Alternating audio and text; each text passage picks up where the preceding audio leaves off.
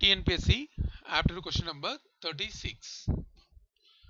P can complete a work in 12 days working 8 hours a day. இப்போ பார்த்தீங்கன்னா P வந்து 12 days work பண்ணி 8 hours work பண்ணி is completing a job.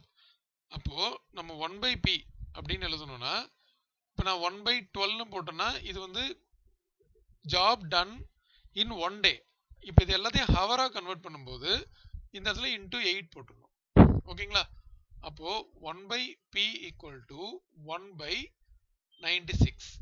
So நான் வந்து இந்த 12 days 8 hours per day அப்படின்னா நான் டோட்டல் நம்பர் ஆஃப் ஹவர்னு மாத்திட்டேன். ஓகேங்களா? அதாவது ஒரு நாளைக்கு 8 hours.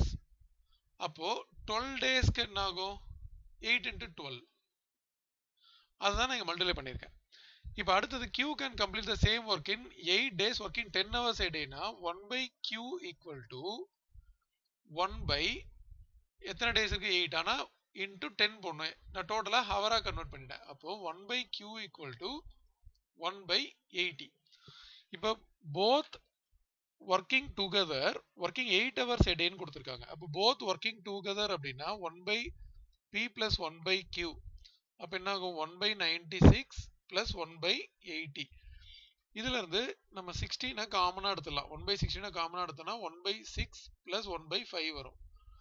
இதை நம்ம எல்சிஎம் எடுத்து சிம்பிளிஃபை பண்ணா 1 by 16 அப்படியே இருக்கும். இது வந்து இன்டூ 11 by 13 வரும். ஓகேங்களா? இது வந்து PNQ working 8 hours a day ன்னு கொடுத்திருக்காங்க. அப்ப 8 hours அப்படின்னா நான் வந்து இதை இன்டூ 8 போடணும். So in working 8 hours a day 8 hours a day ன்னு பார்த்தா நமக்கு டோட்டலா என்ன ஆகும் 8 into 1 by 16 into 11 by 30. இது வந்து நம்ம கட் பண்ணிட்டோம்னா 2 ஆயிடும். ஸோ டோட்டலா 11 by 60 வருது. அப்போ நமக்கு வந்து நம்பர் ஆஃப் டேஸ் பார்க்கும்போது இதை ரெசிப்ரோக்கல் எடுத்து டிவைட் பண்ணோம். So 60 by 11. இதை 60 by 11 நான் இப்போ டிவிஷன் பண்ணா 60 by 11 டிவிஷன் பண்ணா ஸோ 11 5 டைம் 55 ரிமைண்டர் வந்து 5.